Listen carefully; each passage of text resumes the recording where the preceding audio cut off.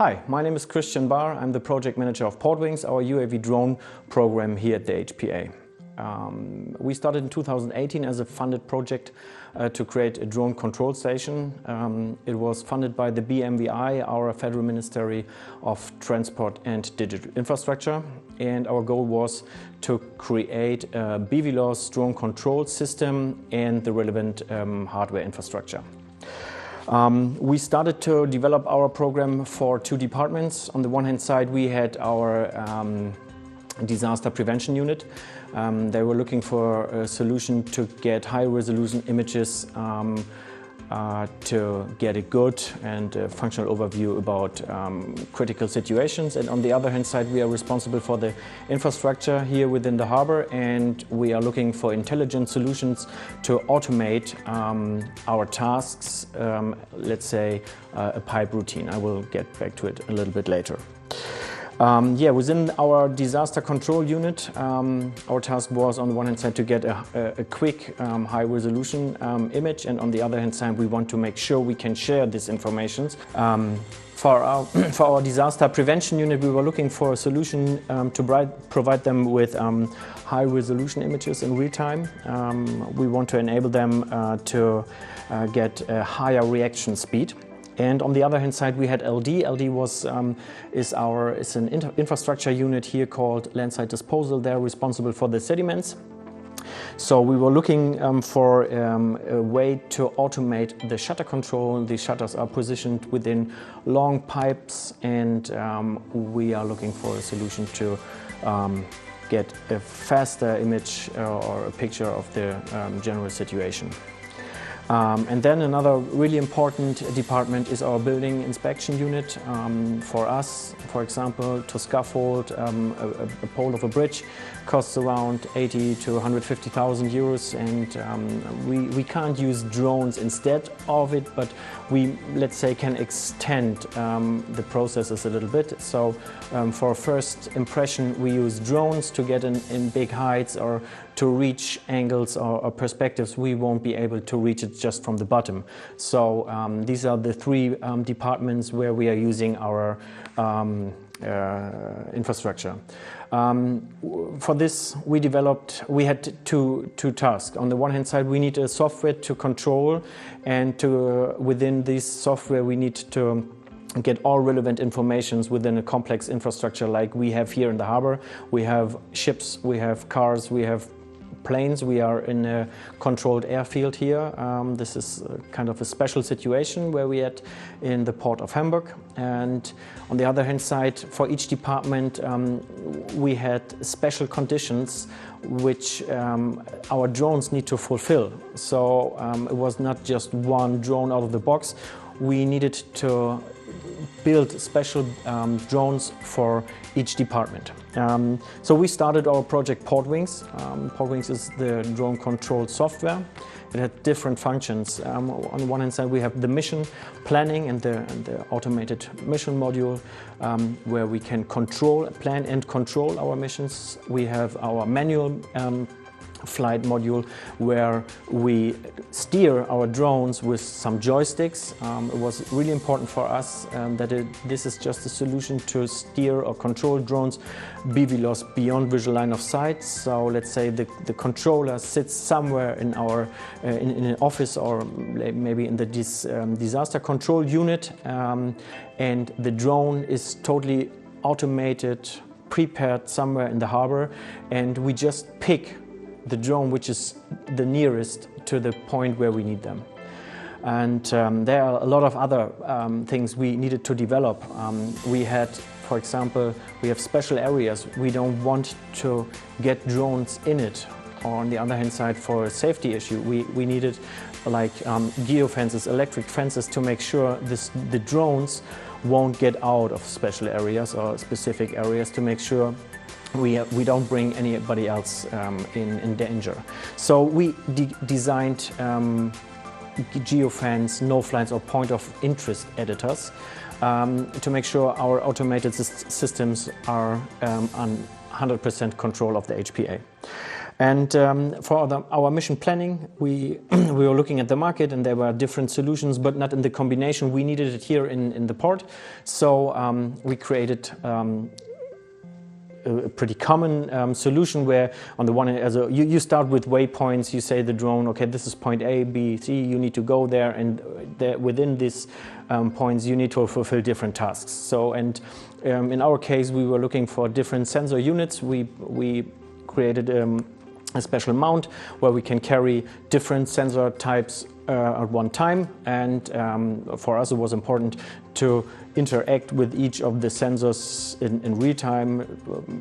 The most of the units of the drones you will find on the market, you have to decide whether you need the thermal camera to get a heat map, or the RGB or normal camera to get normal images, let's say photo or video sequences. We wanted to make sure we can use our systems at the same time. So this was one of the major tasks we need to fulfill. And then once you have the drone in the air and it goes somewhere where you don't be able, because okay, once you have your drones in the air, as I said at the beginning, we are not in a normal steering situation between a pilot and the drone. Our ground control station had the control and is just monitoring a real-time situation about our drones. Because one of the important things is that you always have a good view about what happens in the air. You have a lot of responsibilities once you start controlling drones out of sight, or let's say half automated systems. For that we have a cockpit. We created a cockpit. The cockpit supports us with all the telemetric informations about the drone, the battery status, the satellites. There are plenty of informations. I think you will see within the video we provide. As I mentioned before, we are creating two different kinds of drones. We have, for our disaster control unit, we were looking for long flight or airtime. We need different kinds of zoom factors within the sensor units, so we decided not for a classic drone like multi-rotor drone. It was more a hybrid. We were looking for a VTOL, a vertical take-off landing. So it needs very little space. It starts like a normal drone, and once it is in the air, the transmission mode push it into a normal plane mode. So from there you are using normal plane, and within LD and the building inspection unit we have like classic hexacopters, so let's say normal drones with 6 arms, 6 motors and rotors, and they are better in a situation where it needs to hold a specific position and provide them with more payload or more sensor units. So the VTOL is with a high resolution camera.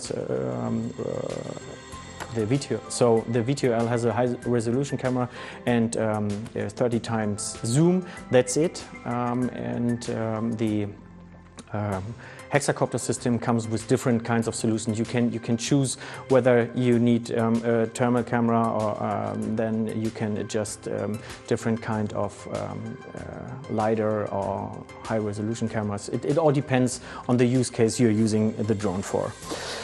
As I also mentioned, here in the port of Hamburg we have special conditions because of the position. It's an inland port, and it's also it's an inland port, and it's close to 2 airports. On the one hand side we have pretty close, like 2 kilometers away from here, we have Airbus, and we have over normal Hamburg airport here. So this makes all drone users above 50 meters to a really special situation, or creates really special situations. So we had to take care. We have ADS-B, and also we have other UTM solutions which are now getting on the market, like the LTE-based system of Dronic, and we also needed a lot of redundant systems, LTE, battery systems, to make sure that our drones are always able to find a plan B once they got in trouble. Yeah, all of these are part of our strategy to get an intelligent harbor infrastructure, and we are in the very beginning. We are now doing this for 2 years. We want to be productive by the 1st of January in 2023, so we have 2 more years to develop, learn, and to create a safe and helpful system for the Port of Hamburg. Thank you. Hello, my name is Thomas Thies and I'm representing the hydrographic department of the HPA. Today I would like to give you an overview to our latest project Echo 1, the first operational and autonomous surface drone here in Hamburg, Germany. Echo 1 is a small-sized so-called USV/ASV drone which is based on a 1,60 m long and 70 cm wide carbon fiber platform with a trimaran hull in combination with an electro-water jet propulsion. Although it is already fully packed with up-to-date high-performance navigation and survey equipment, Echo 1 can be modularly extended by other sensors like ADCP, laser scanner, side scan sonar, water column profiling and sampling sensors. The system can be operated either as a standalone application in areas which are not or hardly accessible for our survey vessels, or it can be used simultaneously to a survey vessel as a force multiplier as shown in the video clip. In this way, the ASV highly increases the efficiency of regular surveys and reduces the CO2 emissions in the port. But the unique thing in the drone is not the drone itself. The very special feature of this project is the fact that we left the test phase and we started officially in April this year with unmanned and automated survey operations. Together with our Harbour Master Office, we cooperatively established the nautical regulations for a safe operation of unmanned surface vehicle in the Port of Hamburg. These regulations are the basement for further drone projects and paved the way for autonomous vessel traffic in our port. From the very early stage where we started to test and to benchmark all the available systems on the market, we have involved the colleagues from the Harbour Master Office in order to derive and to define the nautical requirements on those vehicles for port operations.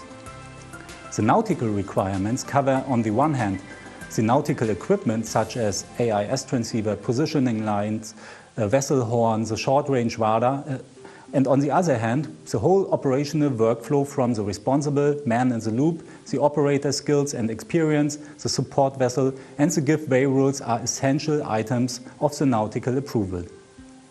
During the last months, we have operated Echo 1 in many different port areas, and thereby we gave proof of a safe and reliable operation. As a big milestone in this project, I can proudly say that we received today the brand new official approval for the next operational phase for Echo 1, which gives us much more flexibility to operate Echo 1 in the port. In the first phase, we started in areas with just a little vessel traffic, but now we have the official permission to operate the ASV in all inland waterway areas of the Port of Hamburg, which is almost half of the port's water area. Besides the daily survey operations for our waterway maintenance, we are going to improve the system in the coming months from different perspectives, in cooperation with our partners. Cybersecurity plays an important role to operate those systems safely. The automatic collision avoidance must be improved for especially port operations, where the COLREGs, the collision regulations at sea, doesn't work properly. Furthermore, we would like to upgrade our drone by additional sensors, as mentioned before, to use the ASV and potentially a second one for different and not only hydrographic applications in the port. Thanks for your interest, and if you have any question, remarks, ideas, please contact me and I'm happy to answer. Hello, my name is Benjamin. I'm a project manager at the Hamburg Port Authority for the research and development project RoboVaaS. RoboVaaS stands for Robotic Vessels as a Service, and we are a funded project with 7 partners from Italy, Ireland and Germany. Our project has a runtime of 36 months and it ends in 2021. The HPA's role is the management of the Port of Hamburg. This puts us in a very special situation, since the Port of Hamburg is located at the heart of the city of Hamburg, and that means that we don't have a lot of room to expand. And in turn, that means that the services that we provide to our stakeholders need to become more efficient. Well, RoboVaaS intends to aid that development by introducing efficient services that are scalable and transferable through the use of small, interconnected robotic vessels above and under the water. We have developed 5 use cases to showcase the kinds of services that RoboVaaS could provide to our stakeholders. I'm going to list them really quickly, and then I'm going to go into one of them in a little bit more detail. If you have any requests for information for the other 4 use cases, just contact me under benjamin.blank@hpa.hamburg.de and I will get back to you as soon as I can. We are developing an acoustic underwater data network. The anti-grounding use case is for ships that are either entering or leaving the ports that have not very well charted routes of entry. So the goal is to equip a small vessel with a multi-beam echo sounder, and that does a live bearing of the approach or the departure from the port and will provide information on any obstacles that are encountered. And the vessel travels in front of the maximum stopping distance of the actual ship. And if there's any problem, it will immediately report to the ship's captain and he can stop the ship before any damage or grounding occurs.